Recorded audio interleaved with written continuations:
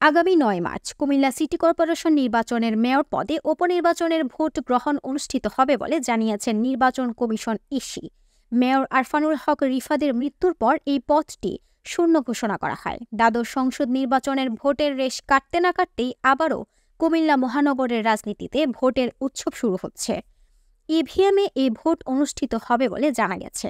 নৌকার মনোনয়ন পেতে কেন্দ্রে লবিংয়ে ব্যস্ত একাধিক প্রার্থী। সূত্রমতে দলীয় মনোনয়ন চাইতে পারেন কুমিল্লা মহানগর আওয়ামী লীগের নির্বাহী সদস্য ও সংরক্ষিত আসনের সাবেক সংসদ সদস্য আঞ্জুম সুলতানা সীমা, দক্ষিণ জেলা আওয়ামী লীগের সাবেক যুগ্ম আহ্বায়ক ও কুমিল্লা ভিক্টোরিয়া কলেজের সাবেক ভিপি শফিকুল ইসলাম শিকদার, জেলা পরিষদের সাবেক প্রশাসক আলহাজ ওমর ফারুক, কুমিল্লা মহানগর আওয়ামী লীগের সিনিয়র সহসভাপতি অ্যাডভোকেট জহিরুল হক সেলিম, মহানগর আওয়ামী লীগের উপদেষ্টা ও কুমিল্লা ভিক্টোরিয়া কলেজের সাবেক ভিপি নুরুর রহমান মাহমুদ তানিম, মহানগর যুবলীগের আহ্বায়ক ও জেলা পরিষদের প্যানেল চেয়ারম্যান আবদুল্লাহ আল মাহমুদ শহীদ, কুশিকের প্যানেল মেয়র হাবিবুর আল আমিন সাদি এবং জেলা দক্ষিণ ছাত্রলীগের সাবেক সভাপতি ও মহানগর আওয়ামী লীগ নেতা কবিরুল ইসলাম শিকদার।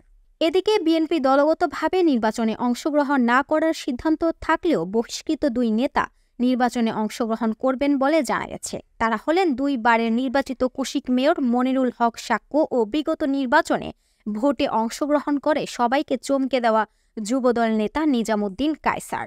উল্লেখ্য যে কুমিল্লা সিটি কর্পোরেশনের আয়তন প্রায় 53.84 বর্গ কিলোমিটার। এই সিটিতে 27টি ওয়ার্ড রয়েছে, যেখানে 10 লক্ষাধিক মানুষ বসবাস করে। এর আগে এখানে কুমিল্লা পৌরসভা ও কুমিল্লা সদর দক্ষিণ পৌরসভার নামে দুটি পৌরসভা ছিল। 2011 সালের 10 জুলাই বাংলাদেশের স্থানীয় সরকার মন্ত্রণালয় এক অধ্যাদেশ জারি করে প্রশাসন পৌরসভা দুটিকে একটি সিটি কর্পোরেশনের মর্যাদা দেয়। বর্তমানে কুমিল্লা সিটিতে প্রায় 2,30,000 ভোটার রয়েছে।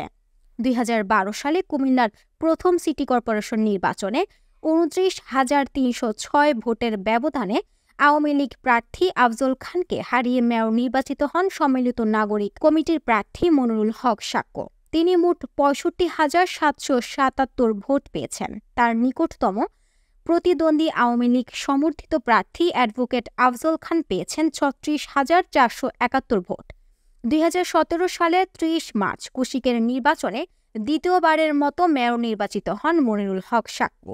ধানের শীষ প্রতীকে সাক্ষ্য পেয়েছেন 68,948 ভোট এবং নৌকা প্রতীকে আঞ্জুম সুলতানা সীমা পেয়েছিলেন 57,863 ভোট।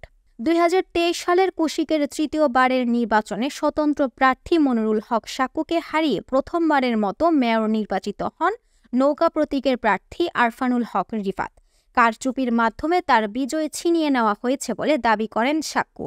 ওই নির্বাচনে নৌকার প্রার্থী আরফানুল হক রিফাত 50,310 ভোট এবং মনিরুল হক সাক্ষ্য পেয়েছেন 49,967 ভোট। বিগত 2023 সালের 13 ডিসেম্বর কুমিল্লা সিটি কর্পোরেশনের মেয়র আরফানুল হক রিফাত সিঙ্গাপুরের মাউন্ট এলিজাবেথ হাসপাতালে চিকিৎসাধীন অবস্থায় ইন্তেকাল করেন।